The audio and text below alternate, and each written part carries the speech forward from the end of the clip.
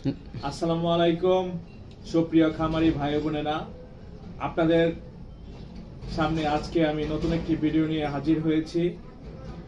বর্তমান সময়ে আলোচিত একটি ব্যাধির নাম লিভার সিরোসিস।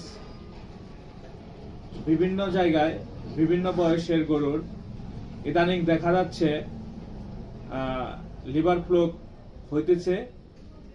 আপনার গরুর থুতার নিচে পানি জমতেছে, সামনের দুই পায়ের চোয়ালের নিচে পানি জমতেছে। এর জন্য আমি একটি প্রোডাক্ট সাজেস্ট করব।